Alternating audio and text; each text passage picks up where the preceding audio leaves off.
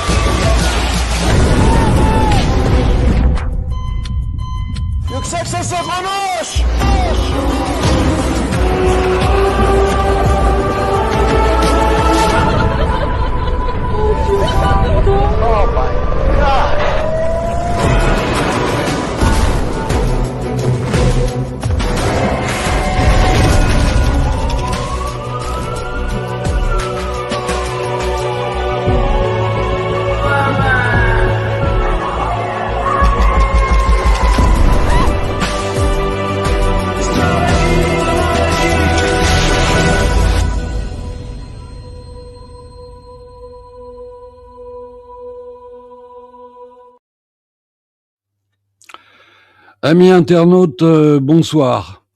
Je suis heureux de vous retrouver ce samedi 17 janvier 2026 avec quelqu'un que vous connaissez bien et que vous appréciez puisqu'il nous fait l'amitié d'être chroniqueur régulier sur la chaîne. Je veux parler de monsieur Jean-Michel Bernochet. Bonsoir Jean-Michel, bienvenue. Oui, bonsoir à toutes, à tous. Bonsoir à toi, Eric, et à tous nos amis et à tous les hommes et les femmes de bonne volonté. Voilà. Alors, Jean-Michel, l'actualité du moment tourne beaucoup autour de l'Iran. Il y a beaucoup de choses à dire sur l'Iran. Il y a beaucoup de mensonges, beaucoup de fausseté, beaucoup de propagande et pas beaucoup de vérité. Alors, on va essayer ce soir de décrypter un peu la propagande et rétablir la vérité, puisque dans la mesure du possible, entendons-nous. On nous présente ces émeutes iraniennes comme une révolution contre les mollahs. J'ai vu hier soir un commentaire de quelqu'un qui disait « mais ça fait plus de 40 ans que les Iraniens combattent les mollahs ». Bon, ben, je pense qu'elle ne doit pas avoir la lumière à tous les étages parce qu'il y a 40 ans, les mollahs, c'est le peuple iranien qui les a fait venir et qui les a acceptés. Donc, s'ils les combattaient depuis 40 ans, on se demande comment ils auraient fait pour se maintenir 40 ans au pouvoir, avec en plus deux États malveillants en permanence autour d'eux, que sont Israël et les États-Unis. Mais est-ce que tu peux déjà, je ne sais pas si tu as intégré l'information d'hier concernant la décision de Donald Trump de ne pas bombarder l'Iran. En tout cas, il semble hésiter. On a vu quelques images du néoconservateur sioniste Lindsey Graham qui disait bon, le problème n'est pas de mettre en doute la détermination du président, mais de savoir si nous allons organiser une grande opération, une opération importante ou une petite opération. Le dilemme se situe à ce niveau. En tout cas, pour l'instant, les États-Unis n'ont pas bombardé, Israël non plus. Donc, quel est ton sentiment ce soir par rapport à... En ce qui concerne notre œuvre pie d'essayer de rétablir, mais je crois que c'est une cause qui est perdue, de rétablir la vérité, on n'y arrivera jamais. C'est l'équivalent de remonter les chutes du Niagara en bras coulés. Bon, mais on peut quand même essayer d'ouvrir quelques pistes, des pistes non balisées pour essayer de réfléchir plus judicieusement. Alors, Trump a fait volte-face. Il a fait volte-face d'abord parce que ses moyens militaires n'étaient pas sur place. on a déplacé, on est en train de déplacer un porte-avions et son escadre. Une escadre, c'est environ une quarantaine de navires de guerre qui entourent et protègent le dit porte-avions depuis la mer de Chine vers l'océan Indien et le golfe Persique. C'est pas chose faite, mais surtout, je crois que M. Trump a reçu des avis extrêmement sévères de la part de ses alliés, à commencer par l'Arabie, qui lui a, à ma connaissance, interdit la traversée de son espace aérien. Même chose pour le Qatar, mais également Bronca à Ankara, en Turquie, au Koweït et dans les Émirats. Personne n'avait envie d'une conflagration où on sait où elle aurait pu démarrer, mais avec quels effets et surtout risquant de déstabiliser tout l'équilibre régional.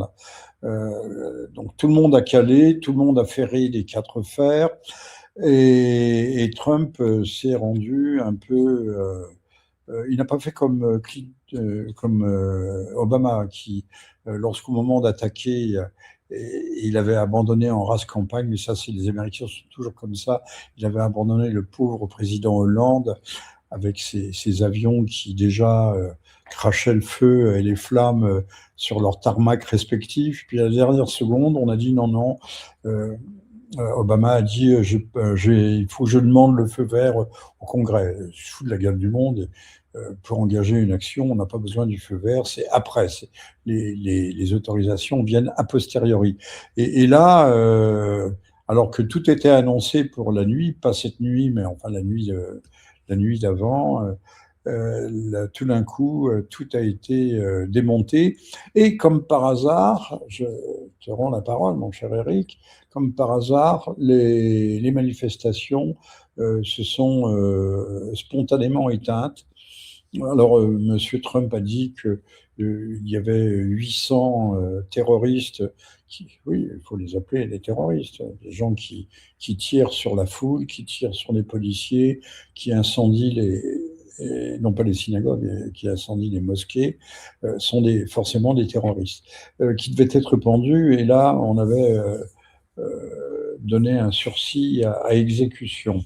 Voilà. Mais maintenant, la question qui se pose, c'est on est peut-être dans un tourniquet.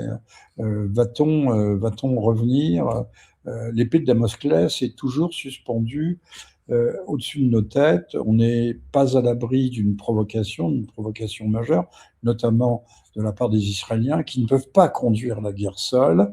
Ils l'ont prouvé pendant la fameuse guerre des 12 jours, où il a fallu qu'ils appellent au secours la Grande Amérique, mais qui ont une réelle capacité de nuisance et qui surtout ont un désir profond, un désir prenant de faire la guerre, mais la faire par le truchement des États-Unis. Ils ne veulent pas la faire eux-mêmes, pas être en première ligne. C'est ça. Alors, avant de continuer, je voudrais préciser à nos amis internautes que je salue au passage, ainsi que Sam Léo, Caroline Ruby et SSQ, nos modérateurs, que notre ami Claude Janvier est pour le moment occupé sur Russia Today, où il donne une interview, mais il va nous rejoindre dès qu'il aura terminé. Alors, je voudrais te montrer quelques images que j'ai réunies. On va commenter, oui. Voilà, aujourd'hui. J'ai entendu hier Scott Ritter expliquer chez Danny Haiphong ou le juge Napolitano que près d'une centaine de policiers iraniens avaient été tués. Et il posait la question comment nous, Américains, nous réagirions si nous avions 100 de nos policiers tués. Et il a dit on massacrerait tout le monde. Là, en l'occurrence, je n'ai pas l'impression que malgré les 100 policiers tués, l'Iran ait massacré ceux qui restent. Alors, si tu veux bien, on va regarder ça un instant, et Claude vient d'arriver, on va le faire monter tout de suite.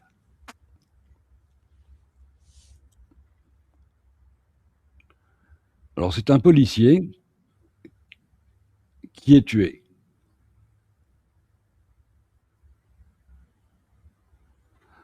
Alors, attends, on va faire entrer Maître Claude. C'est Voilà, gentil comme... pour Maître Claude. Messieurs, bien le bonsoir. Amis internautes, bien le bonsoir. Bonsoir Claude. D'autres images, c'est l'incendie d'une mosquée. Alors c'est étonnant que des Iraniens incendient leur mosquée. Et on s'imagine naturellement à qui profite le crime.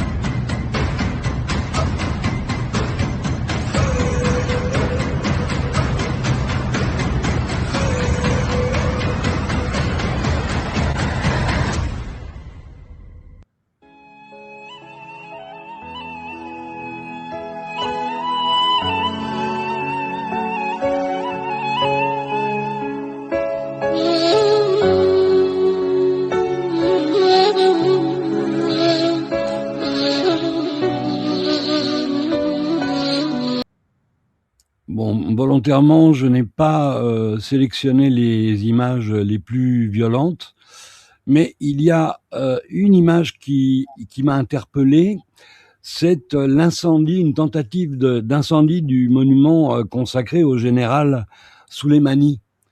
On a un peu de mal à comprendre que cet homme, considéré comme un héros national en Iran, soit l'objet de ce type de traitement. Alors, ah oui, je montre on a vu une statue de Soleimani qui a été abattue. Vas-y, Jean-Michel.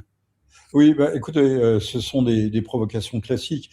Pour qui connaît la terre d'islam, ici nous sommes dans un pays chiite, ce qui est assez substantiellement différent du sunnisme, pour mettre le feu à un cénotaphe, puisque l'on a vu au centre des mosquées, il y a souvent des cénotaphes. Ce sont des tombeaux vides, mais qui sont sanctifiés, puisqu'ils sont censés abriter les restes d'un saint homme, même parfois un très saint homme. C'est absolument impensable. C'est impensable, sauf de la part de takfiristes, les takfiristes étant les plus enragés des enragés de Daesh, qui sont des wahhabites pour lesquels il n'y a pas d'intermédiation, il n'y a pas de... Je vous renvoie à mon livre Les Égarés, il n'y a pas de... puisque tous les lieux saints historiques à la Mecque ont été détruits par les wahhabites. Bon, c'est pas compliqué. Hein. Il faut comprendre que on parle de fondamentalisme, c'est pas un fondamentalisme, c'est bien pire que ça. J'ai appelé ça une hérésie schismatique. Mais cette hérésie a deux royaumes, en tout cas un royaume et une principauté, à savoir l'Arabie dite saoudite et le Qatar. Et puis d'autres enclaves, enfin c'est un mouvement extrêmement puissant, mais seuls des wahhabites takfiristes sont capables d'incendier une mosquée. Maintenant, pour le général Soleimani, effectivement, c'est absolument impensable, que c'est un héros national, il n'a jamais participé à aucune répression intérieure, c'est une figure, c'est comme si on incendiait, on détruisait la statue du général de Gaulle. Enfin, je donne cet exemple, comparaison n'est pas raison, mais pour donner un petit peu une approximation. Eh bien, ça prouve bien que ces gens sont des mercenaires, sont des gens qui sont payés et qui sont payés cher d'ailleurs. On retrouve pour le policier, l'image du policier qui est abattu en pleine rue, le même modus operandi, la même procédure, la même méthode que dans le Maïdan, où des hommes armés tiraient alternativement ou simultanément sur la foule et sur les forces de l'ordre pour les faire ensuite s'entretuer. Mais le prototype de la révolution colorée, puisqu'il s'agit bien de ça, d'une tentative tout au moins, c'est 1953 quand le Premier ministre Mossadegh, qui voulait ou qui avait nationalisé le pétrole iranien, a été renversé par une action commune du MI6 et de la CIA. Et il y avait déjà à l'époque des bandes armées qui étaient payées, rémunérées pour conduire des actions violentes et soulever au moins la population, en tout cas réaliser un coup d'État. Là, apparemment, ça ne marche pas. Je m'arrête en disant que ces dernières années, à peu près tous les 2 ans, il y a une tentative de déstabilisation du pouvoir iranien et que je pense que ça va à contresens. Ce n'est pas la bonne méthode puisque les Iraniens, même les plus occidentalisés, restent foncièrement patriotes, identitaristes. Ils ont une conscience très forte de leur personnalité, si l'on peut dire comme ça, et je crois que on veut ramener d'ailleurs autre incongruité, on veut ramener le fils du chat, sachant que le chat, lorsqu'il est parti, était honni, vomi par la population. Ça n'a pas de sens. Si, ça a de sens chez les stratèges en chambre, des gens incultes qui sont au Pentagone ou qui n'ont pas compris quelle était l'âme des peuples. En tout cas, c'est pas l'âme iranienne, je peux vous le dire, en tant que ethnographe, anthropologue, tout ce que vous voulez, ça ne tient pas la route. Bien, merci. Claude? Oui, alors comme j'ai pas suivi tout à fait le début, mais je voudrais poser une question à Jean-Michel, effectivement, sur le problème de l'IA, donc de l'intelligence artificielle, sur le fait que de plus en plus maintenant de vidéos sont générées par l'IA, et donc c'est valable, effectivement, ça a été valable dans les manifestations qui se sont déroulées en Iran. On ne sait plus aujourd'hui quelles sont les véritables vidéos et quelles sont celles générées par l'IA, et ça commence à devenir, enfin, à mon sens, un énorme problème pour savoir réellement ce qui se passe dans un pays. Est-ce qu'il y a vraiment autant de manifestants ou il y en a moins? Alors, qu'est-ce que vous en pensez, Jean-Michel? Alors, d'après ce que l'on sait, vous remarquerez qu'on voit des images alors que Internet était totalement Ouais. bloqué, coupé, qu'il y avait le noir était total. Il y a quand même des images qui nous parviennent. Alors c'est vrai qu'il y a des plateformes qui on sort des petites antennes paraboliques, mais enfin je pense que le risque est grand. Et puis on se branche, on se connecte à Starlink. Et donc on peut diffuser quelques images, mais vous remarquerez que ce sont toujours les mêmes images qui passent en boucle. Alors on voit des sacs mortuaires et des cadavres il y en a eu, hein, c'est indéniable. Mais si on fait travailler non pas notre raison cartésienne, mais notre simple bon sens, on sait que les premiers jours, les émeutes ont commencé le 28, mais ça s'est aggravé dans les premiers jours de janvier. On nous parlait d'une centaine de morts, de 200 morts, de 300 morts, et puis tout d'un coup, ça a explosé. Il y a 3 jours, on en était à 30 000 morts. Bon, il faut arrêter quand même, il faut rester raison gardée. On ne nous parlait pas des policiers tués. On ne nous a pas parlé, vous n'avez vu aucune image des manifestations géantes. Là, ce ne sont pas quelques dizaines de milliers ou quelques centaines de milliers de personnes en faveur de la paix sociale, de la stabilité du système, quels que soient ses défauts, quelle que soit la corruption de certaines élites, quelle que soit l'inflation, en rappelant quand même que depuis 1979, l'Iran est un pays sous embargo. Alors l'embargo n'a pas toujours été aussi dur, c'est par intermittence. Il y a eu des sanctions, mais aujourd'hui on est dans un système de sanctions tout à fait renforcé qui, d'une certaine façon, asphyxie, enfin, on peut contribuer à asphyxier le pays, qui connaît d'autres sujets. J'entendais quelqu'un qui, intoxiqué par sa méfiance de l'IA, disait « Ah, mais on dit même que les Iraniens n'ont plus l'eau. » Ben, c'est vrai. C'est vrai, puisqu'on a songé à un moment donné à évacuer Téhéran parce qu'il pleut pas, parce que les grands lacs de réserve sont asséchés, mais ça, c'est pas l'IA qui l'a produit, c'est une réalité. Donc, l'Iran traverse une conjoncture climatique, sociologique, économique, surtout économique et financière, qui est assez difficile. Maintenant, ça ne veut pas dire, l'Iran est un pays qui a un système résilient, que le système va s'effondrer demain matin. Ce qui nous fait craindre, d'ailleurs, que, étant donné qu'on a fait monter la sauce, que on nous a tellement annoncé le jeune chat sexagénaire et bien gras, un peu façon Hollande, nous annonce qu'il va rentrer incessamment sous peu à Téhéran, qu'il y ait une provocation majeure pour essayer de déclencher cette guerre qui tarde à venir, et à propos de laquelle le président Trump et les États-Unis semblent commencer à renâcler.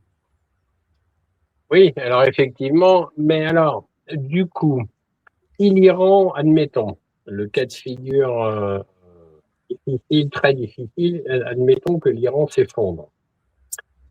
Qu'est-ce qui va se passer au niveau donc du Proche-Orient et au niveau des répercussions mondiales? Parce qu'en Alors, très bonne réalité, question, Claude. Je pense que l'Iran ne s'effondrera pas parce qu'on ne le laissera pas s'effondrer. Alors, on a dit que la Russie, très occupée en Ukraine et qui ne veut pas compromettre les chances de passer à un accord de paix avec les États-Unis, n'interviennent pas ou n'interviendront pas de façon tout à fait ouverte. Mais c'est eux qui ont apparemment passé à l'Iran les systèmes de brouillage, des plateformes Starlink, ou qui permettent d'ailleurs, qui ont permis de repérer les récepteurs et donc de les arrêter. D'où le nombre aussi d'arrestations, puisque c'est à partir de Starlink. La guerre aujourd'hui, c'est pas seulement l'intelligence artificielle, c'est la guerre satellitaire. Et donc, discrètement, subrepticement, la Russie est intervenue, a déjà fourni ce type de matériel, de contre-mesures, et je crois que le mouvement est en train de s'accélérer. Quant à la Chine, on n'en parle pas, mais j'ai vu passer beaucoup d'informations, ce qui vient de déclencher une phase aiguë de guerre économique et financière contre les États-Unis. Alors, silence, Botus et mouche cousue, personne n'en parle, mais il y a sur les bourses, j'ai vu ces jours derniers, alors je ne sais pas où nous en sommes à la minute présente, mais plus de 200 milliards de transactions qui sont faites en dehors du dollar. Hein, les BRICS et notamment un certain nombre d'États africains ont décidé de court-circuiter le système SWIFT. Et les obligations, les bons du Trésor américain aussi se bradent actuellement sur les marchés. Alors, n'étant pas économiste, je ne vais pas vous détailler toutes les mesures, je les ai vues passer, mais je ne les ai pas non plus décortiquées, toutes les mesures que la Chine a prises, mais apparemment, la réponse a été brutale, discrète, aussi brutale que discrète. bon, ben c'est tant mieux, hein, parce que effectivement, Nous ne sommes pas sortis de l'auberge. non, ça j'entends bien, parce que de toute façon, ils vont pas désarmer les autres. Ça, c'est clair qu'ils vont continuer. L'Iran, c'est vrai que c'est quand même le 3e pays producteur au monde de pétrole. Donc, ça a largement aiguisé, ça aiguise encore largement donc l'appétit des Américains et d'Israël. Ça, Alors c'est Claude, il y a un intérêt majeur à mettre la main sur les ressources d'énergie fossile iranienne, qui ne sont pas seulement le pétrole, mais également le gaz, c'est de faire baisser les prix mondiaux, et faisant baisser les prix mondiaux, d'assécher la Russie. Parce que la Russie s'en sort parce que les prix sont maintenus à un certain étiage. Mais également, il y a le risque inverse, en cas de crise majeure, et tout le monde y pense, on voit mal l'Iran ayant la capacité, sauf à le miner, mais ça ne peut être que temporaire, à miner, à bloquer le détroit d'Ormuz. Mais admettons qu'il y ait une déstabilisation de la région, et l'équilibre est toujours précaire en ce domaine, et surtout dans la conjoncture actuelle, le prix du baril peut s'envoler. Et à ce moment-là, on aura un baril à 400 $, et toute l'économie mondiale va se retrouver sur le flanc. Oui, effectivement. Effectivement. Donc effectivement, c'est un dossier brûlant. Moi, je souhaite de tout cœur que le peuple iranien s'en sorte, hein, parce que les grands perdants, c'est jamais les politiciens de haut vol. Je parle pas des Iraniens, hein, je parle des Anglo-Saxons, etc. Mais c'est toujours les peuples qui en pâtissent. D'ailleurs, Jean-Michel, on pourrait comparer presque au niveau de l'embargo et des sanctions économiques, on pourrait presque comparer ce qui se passe en Iran, ce qui s'est passé en Iran et ce qui se passe toujours avec ce qui s'est passé en Syrie, parce que vous et moi, nous avons été en Syrie et on sait très bien que le peuple syrien, à un moment donné, était totalement asphyxié par l'embargo et par les sanctions économiques. Donc effectivement, le problème est loin d'être terminé, je pense, pour le peuple iranien, à ce niveau-là, en tout cas. Non, le peuple iranien est beaucoup plus résilient. C'est 3 fois le territoire de la France. La Syrie avait eu plus de 10 ans de ce qu'on appelait une guerre civile, mais qui n'était pas une guerre civile. Oui. C'était le vestibule d'une guerre mondiale. Il ne faut pas oublier que les combattants de Daesh arrivaient aussi bien du Xinjiang chinois, donc du Turkestan chinois. Il y avait plus de 100 nationalités, on le sait. Donc la Syrie avait été très, très durement éprouvée. Et la guerre d'Ukraine faisait que la Russie ne pouvait plus venir à son secours. C'est une rivalité, concurrence entre les blocs, et la situation est tout à fait différente pour l'Iran. Comme je l'ai dit, la Russie, la Fédération de Russie, peut-elle accepter de voir complètement ouvert son flanc sud, du point de vue de la géopolitique, d'autant que l'Azerbaïdjan et la Turquie sont en train d'enserrer dans une sorte de tenaille l'Arménie. On se demande si l'Arménie durera éternellement. Donc il y a dans le Caucase Sud, il y a aussi de grandes manœuvres. Je rappelle que l'Arménie a une frontière avec l'Iran, et que par là aussi l'Azerbaïdjan, qui a repris, vous le savez, il y a un peu plus d'1 an, a repris le Haut-Karabakh, à savoir l'Artsakh, de vive force, épuration ethnique sans mort excessive, mais épuration ethnique quand même, de 100 000 personnes qui ont quitté une province arménienne, même s'il était enclavé en Azerbaïdjan, et que cette guerre n'a pu être gagnée qu'avec les drones de combat Bayraktar turcs. Et l'usine Bayraktar, c'est le fils même du président Erdogan, et surtout avec les armements israéliens. C'est 69% des armements azerbaïdjanais arrivent d'Israël, qui est aussi une façon à la fois de gagner du terrain contre la Russie, mais également d'encercler l'Iran. Nous sommes très très loin du compte, et l'enjeu, ce qui se joue aujourd'hui, est majeur pour la stabilité non seulement du Proche-Orient et de l'Asie centrale, mais également pour nous, que ce soit du point de vue énergétique, le pétrole, mais de façon plus générale. On se demande où Israël veut s'arrêter. Ils ont pris le Soudan Sud, ils sont actuellement en train de mener, personne n'en parle, une guerre au Somaliland. Oui. Là, il y a un phénomène d'expansion qui dépasse très largement le grand Israël classique du Nil à l'Euphrate. Oui, c'est tout à fait vrai. On peut effectivement se poser la question, mais vont-ils s'arrêter un jour? Et avec M. Benjamin Netanyahou la tête d'Israël, c'est pas gagné.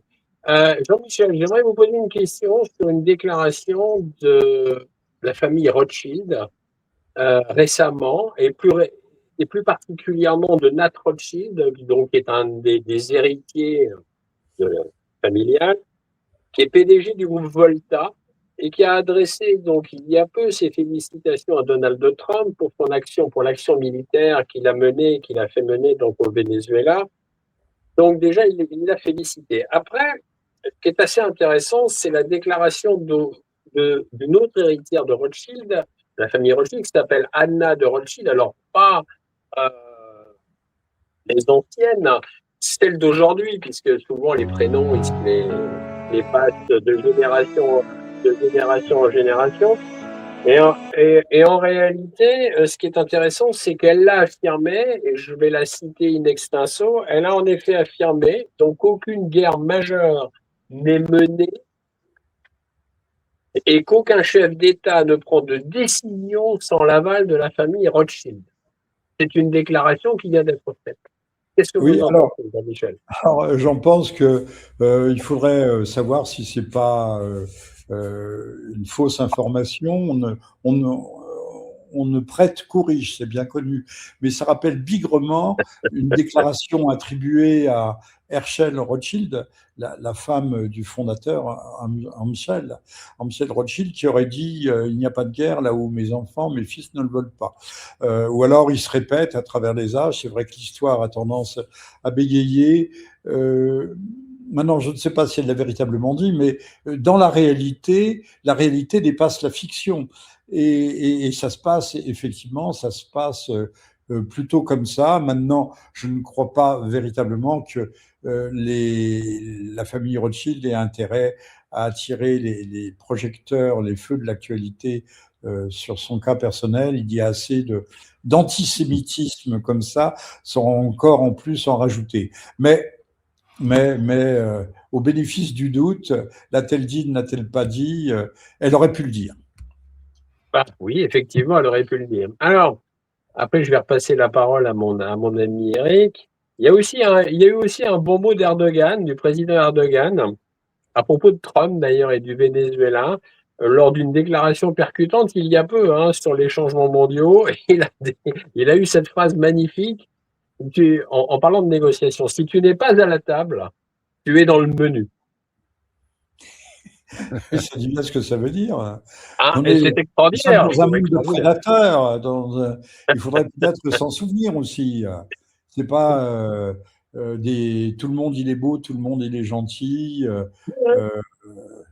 Embrassons-nous Folleville. Si tous les garçons du monde se donnaient la main.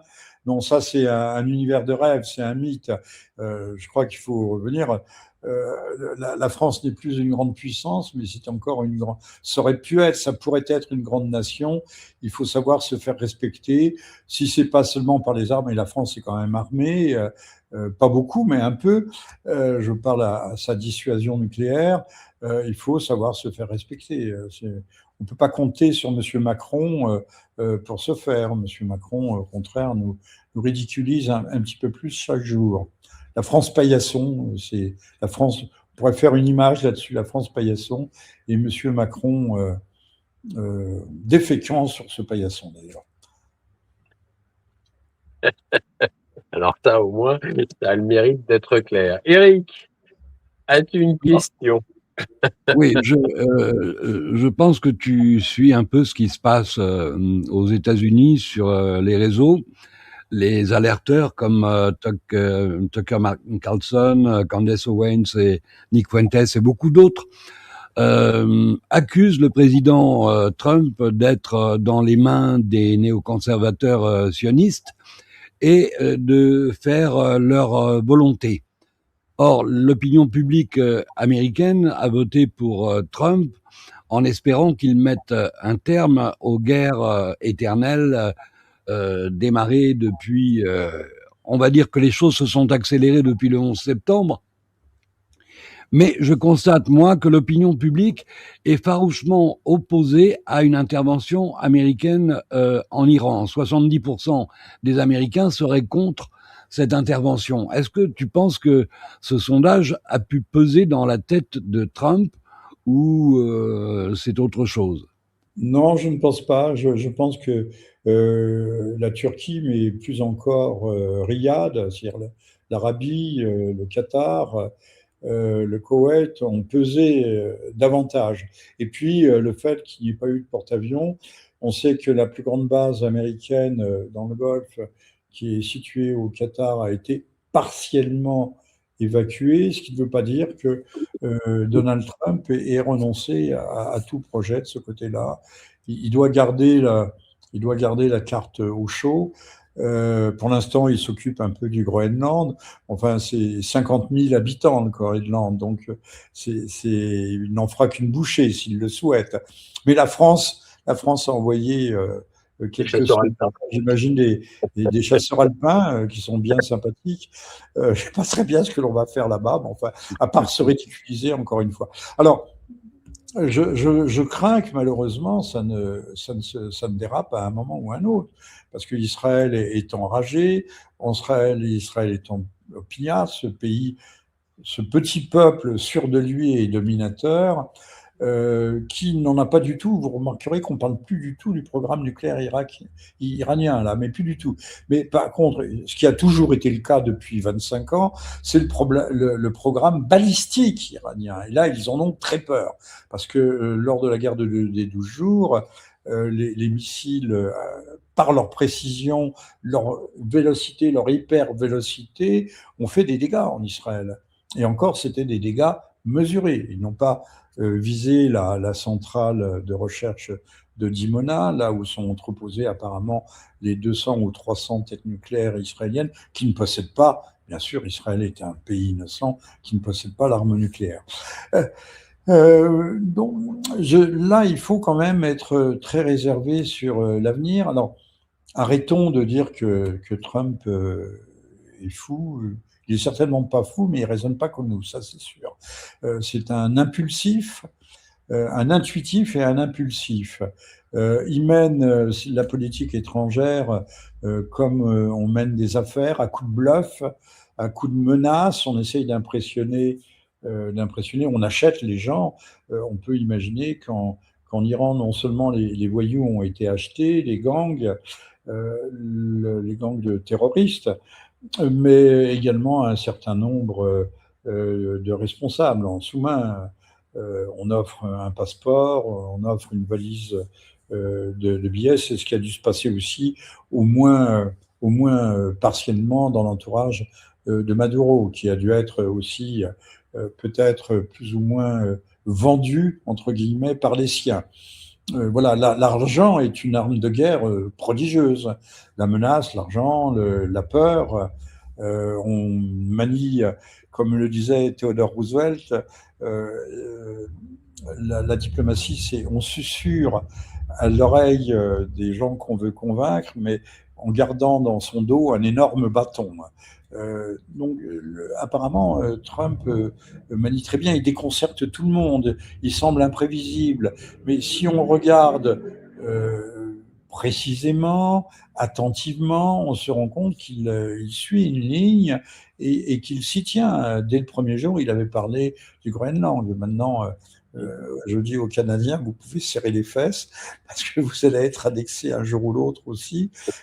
Et pourquoi pas, ce serait dans la logique des choses. Mais cet homme, comme vous avez bien remarqué, Claude, s'est fait élire par l'Amérique de l'intérieur, pas l'Amérique des côtes, qui voulait la stabilité, qui voulait retrouver l'emploi, qui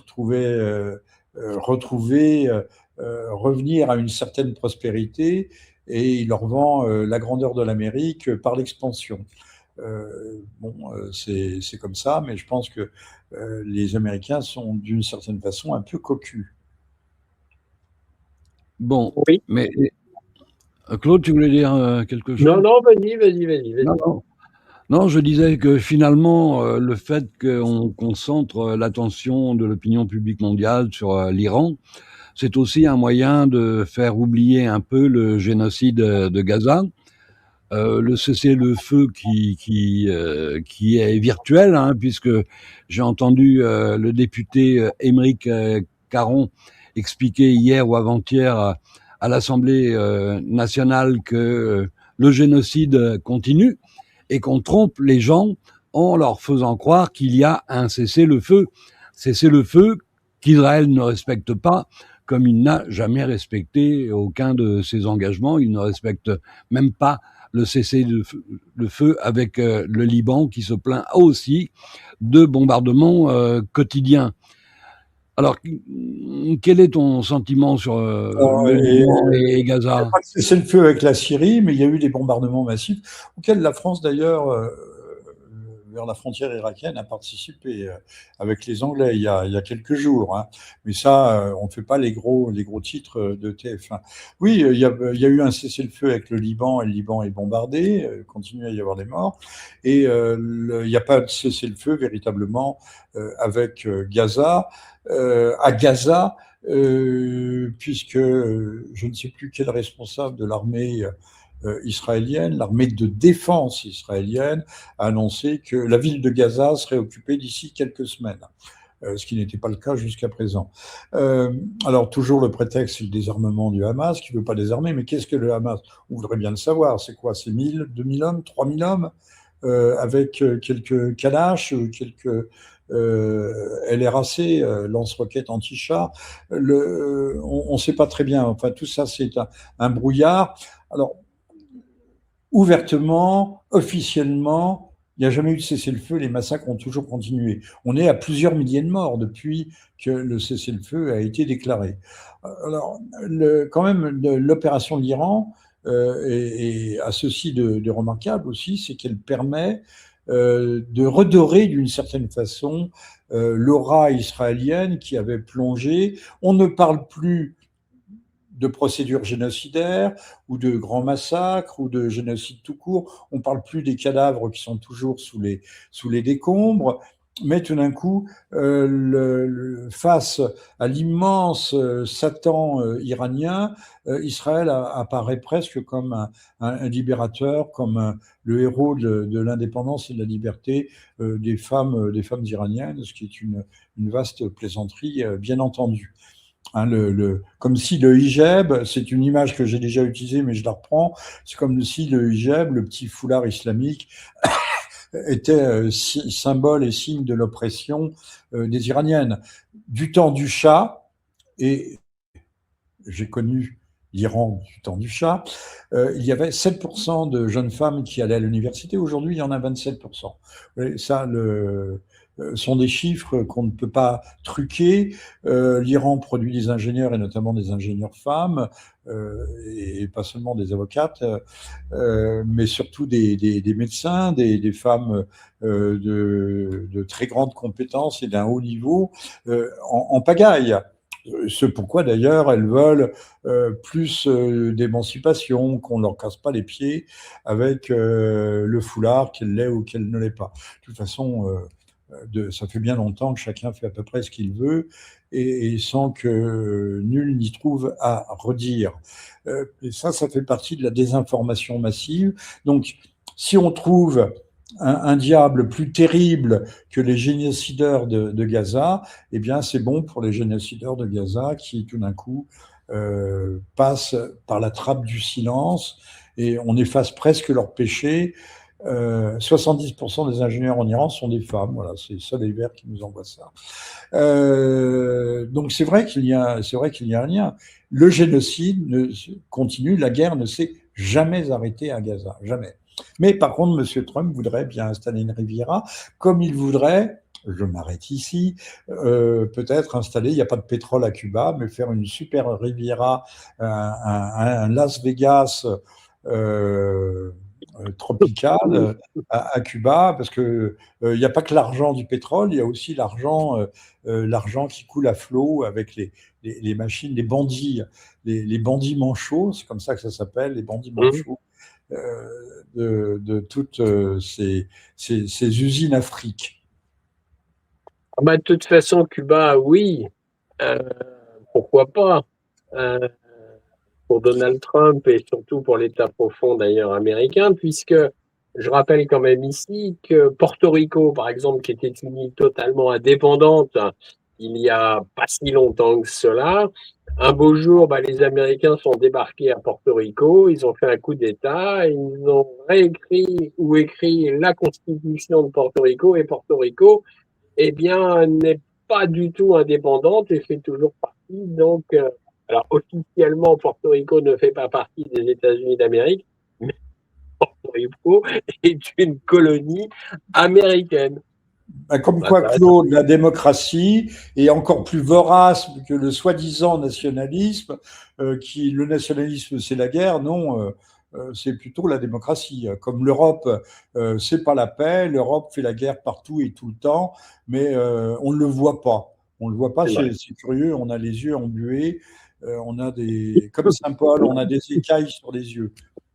C'est vrai. Et d'ailleurs, à ce sujet, Jean-Michel, Fidel Castro, en 1992, déclarait, et je le cite in extenso, la guerre prochaine sera en Europe entre la Russie et le fascisme, sauf que le fascisme sera appelé démocratie. Fidel Castro, 1992. C'est intéressant. De toute façon, il y a un auteur maudit qui avait dit entre les deux guerres, qui avait dit que la démocratie n'était que le paravent de la dictature des oligarchies. Oui, c'est exactement cela. C'est dans les beaux draps, je crois, dans les beaux draps. C'était bien vu, c'était bien vu. Alors, je vous commande mon livre Pour en finir avec la démocratie. Effectivement, c'est d'actualité et les tares, la démocratie pouvait être encore acceptable, vivable, mais elle s'est dissoute depuis longtemps, justement, dans le règne des oligarchies et des grands intérêts privés mondiaux qui recréent subrepticement des sortes de féodalité qui nous écrasent, mais ça porte toujours le joli nom élégant de démocratie. Et quand on voit ce qu'est le spectacle du Parlement français actuellement, on se dit bien que la démocratie, il faudrait peut-être tirer la chasse. C'est ça, qu'elle parte avec l'eau du bain. Hein, c'est intéressant. Effectivement, pour en venir à Donald Trump, moi, ça c'est une analyse personnelle, face effectivement à la poussée des BRICS, donc de la Fédération de Russie, de la Chine, et que donc ça met en péril un peu l'hégémonie américaine et anglo-saxonne. Je pense que Donald Trump, il est en train au niveau de l'Amérique du Sud, de l'Amérique du Nord et du Groenland, il est en train de faire une ligne là de défense et au niveau économique, bien évidemment aussi, contre la Fédération de Russie, la Chine et l'emprise des BRICS. Au milieu, il y a l'Europe, mais l'Europe aujourd'hui ne pèse plus rien, puisque de toute façon, l'Europe c'est dommage, nous sommes la première puissance, 450 millions d'âmes et la première puissance économique de la planète, si on le voulait, mais ça passe pas forcément par le fédéralisme. Hein, on peut avoir une Europe des patries, une Europe des nations, avec des liens extrêmement forts, des liens horizontaux très forts entre les différents pays. Alors, je tiens quand même, il faut peut-être apporter une précision, nous ne sommes pas ni réseau international des tiers-mondistes à tout va, à tout craint.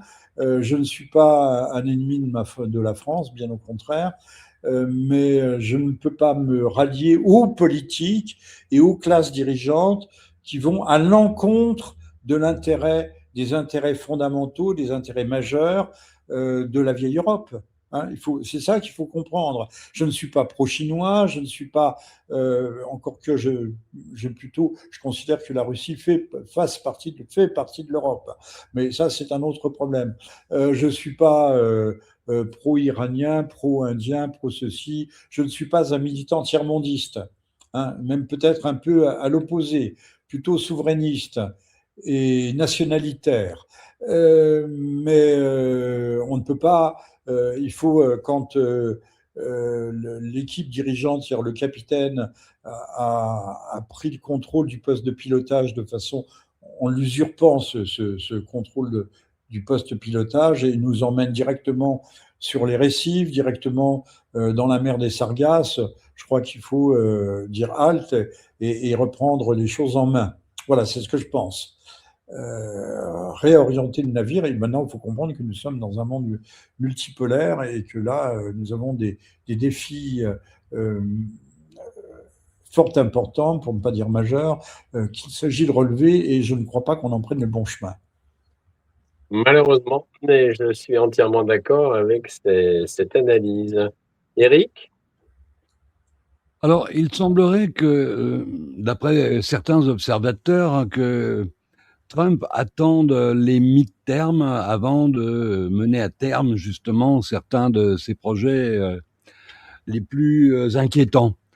Est-ce que tu penses que actuellement il y a un certain nombre de sénateurs et de membres de la Chambre des représentants qui souhaitent limiter les pouvoirs de Donald Trump, qui ont du mal à comprendre sa position vis-à-vis du Groenland, sa manière de faire vis-à-vis du Venezuela, ses menaces constantes vis-à-vis de l'Iran? Il semblerait que dans la classe politique américaine, il reste encore quelques esprits lucides et raisonnables. Et C'est la vérité, Eric.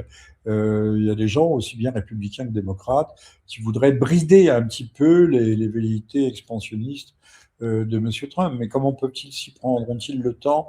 Je ne sais pas s'il faudrait un amendement de la Constitution, mais il faudrait qu'ils aient une écrasante majorité au Congrès. Je ne connais pas bien les rouages de la politique américaine, mais comme il n'est pas question d'introduire une procédure de destitution, d'impeachment, destitution. Comment faire pour brider, encore une fois, les appétits débridés de M. Trump? Mais c'est vrai qu'on en parle beaucoup aux États-Unis. Je pense il faut insister là-dessus.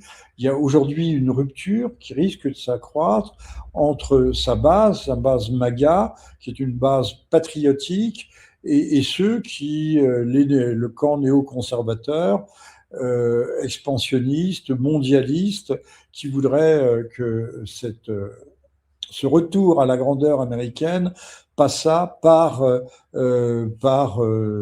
des annexions territoriales. Monsieur Trump veut peut-être rester dans l'histoire, non pas avec un prix Nobel de la paix, mais un prix Nobel de la guerre, s'il existait. Le Groenland, le Canada, la Havane. Et puis, il y a aussi des cibles toutes désignées qui sont le Mexique et la Colombie, qui sont de véritables États de narco-États, ce qui n'était pas véritablement le Venezuela, mais apparemment c'était une proie qui était beaucoup plus accessible. Maintenant, certains vont même jusqu'à penser qu'on pourrait réitérer le coup de Caracas en Iran et aller attraper dans son terrier de renard le guide suprême, Ramenei. D'abord, il faudrait savoir où il est. Puis je pense que du temps de Carter, il y a déjà eu une opération qui avait été, c'était pas renard du désert, je sais pas quoi.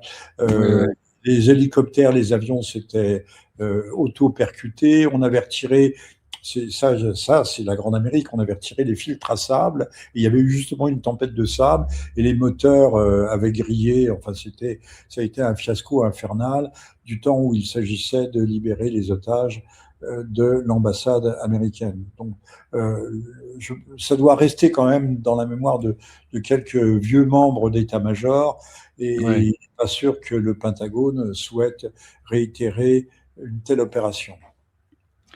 Bon, mais on a quand même un dossier brûlant qui reste en suspens. Et toi qui connais bien l'univers politique, mon cher Jean-Michel, tu sais très bien que les politiques, quand ils ont un grave problème, ils essayent d'en créer un autre plus important pour détourner l'attention de l'opinion publique. C'est le dossier Epstein. On accuse Donald Trump de tout faire pour éviter que les éléments à charge le concernant soit mis sur la place publique. D'ailleurs, ce dossier Epstein, personne n'y retrouve plus ses petits, puisque tu dois te souvenir que la ministre de la Justice, il me semble, Pam Biondi, avait déclaré qu'elle avait le dossier sur son bureau et qu'elle allait l'examiner en détail. Et une semaine après, elle a annoncé au monde que finalement, il n'y avait rien dans le dossier bon, ben, l'affaire s'arrête là, en gros. Mais quel est ton sentiment sur la question? T'as pas Alors, l'impression que les non, Américains sont pris pour des cons, là? c'est un point crucial. Nous, chez nous, en Europe, on est en train d'essayer de nous balader et de nous faire peur avec la guerre. Quand c'est pas le réchauffement climatique, quand c'est pas la pandémie, c'est la guerre. Mais c'est vrai qu'on est en train de faire chauffer, on la prépare. Je sais pas si elle aura lieu, j'espère que non. Mais il faut voir le budget de réarmement aussi bien de la Pologne, de l'Allemagne, même la France. Monsieur Macron vient de demander un budget supplémentaire d'une 50aine de milliards, ce qui porterait aux alentours de 500 milliards le budget de la France, qui est proprement faramineux vu l'état d'endettement, 3500 milliards du pays à l'heure actuelle. Alors, pour revenir à l'affaire Epstein, tout le monde s'est demandé à un moment donné, oui, Trump avait fait des déclarations, si l'intelligence artificielle n'est pas intervenue pour agrémenter certaines. On sait qu'il y a de nombreuses images de Trump en compagnie d'Einstein, mais Epstein, pas Epstein, côtoyait ou fréquentait le gratin. Donc pourquoi pas Monsieur Trump.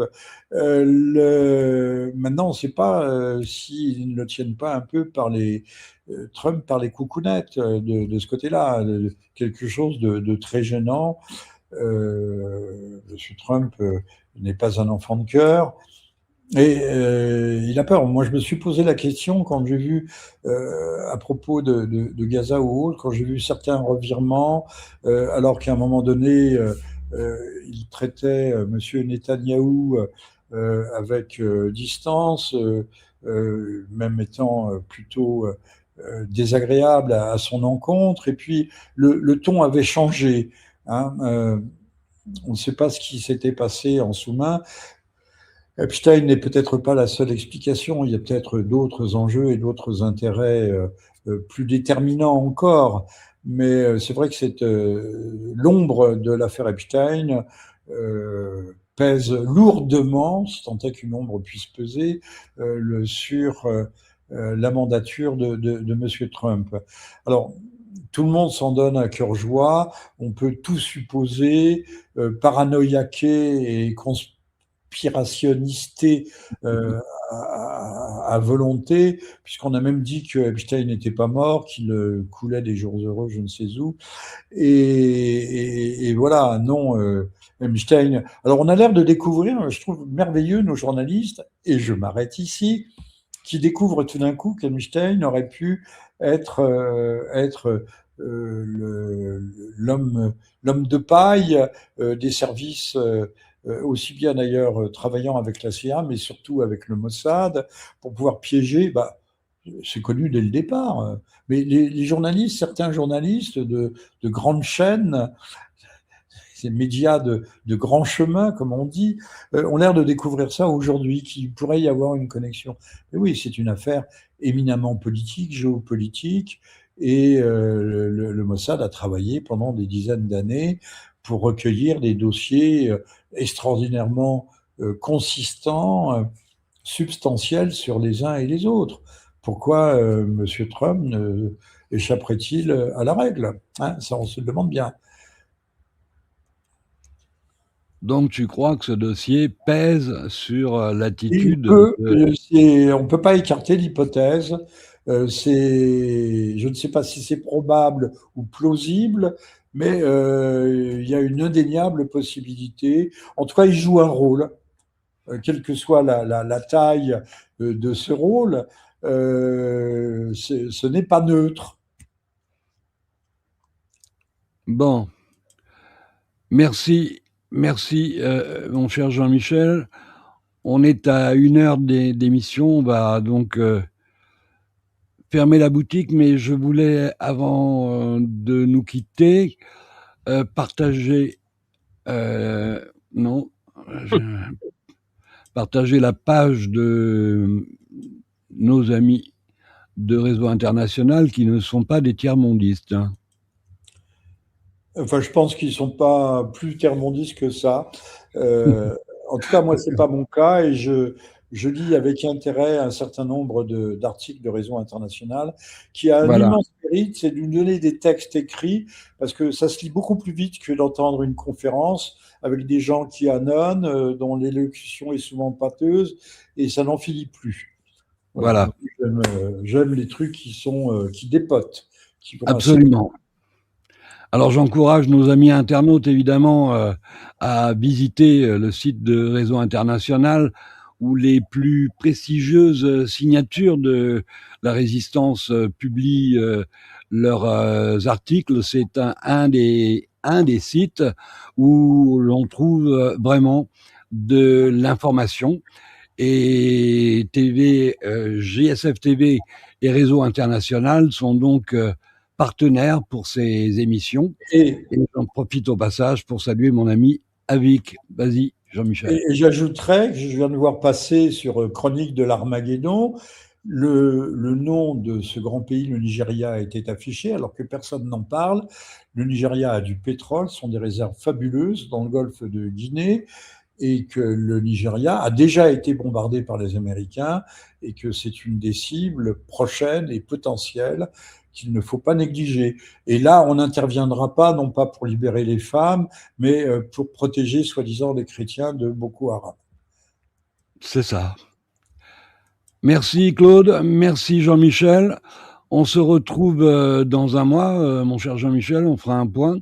À la grâce de Dieu. À la grâce de Dieu. Amis internautes, Inch'Allah. Amis internautes, merci. Merci d'avoir été aussi nombreux. Vous étiez plus de 500 par moment présents pendant le direct de cette émission, ce dont nous vous remercions. Alors, je ne le fais jamais, mais il va falloir que je me discipline et que j'apprenne à le faire parce qu'effectivement, on ne pourra développer cette chaîne que si vous vous abonnez. Alors, j'ai 46 000, un peu plus de 46 000 abonnés. Je ne sais pas me vendre moi-même. Non, je suis ça, oui. Il y en a qui sont très doués, d'autres beaucoup moins. C'est ça. Et moi, je fais partie des beaucoup moins doués. Soigner, soigner. Soigner. Je vous encourage donc à vous abonner à ma page et puis à liker les émissions parce que ça nous permet d'être mieux référencés sur YouTube et d'apparaître sur la page d'accueil. Et acheter nos livres. Acheter nos livres. Parce que nous n'avons pas de subvention, nous n'avons pas d'enveloppe qui arrive de la part de la CIA, du MI6, du Mossad. Je ne sais pas s'il faut le regretter, mais la bataille est rude, astreignante, ingrate, et nous sommes aussi toujours menacés de voir interdits de parole par des autorités bienveillantes. Exactement. Exactement. Merci. Bonsoir à tous. Jean-Michel. Merci Eric. Bonsoir Claude, merci. Bonsoir à tous. À bientôt.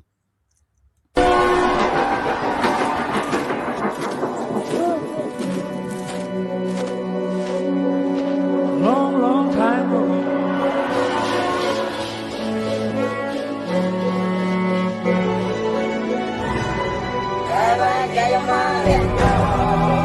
God save the king.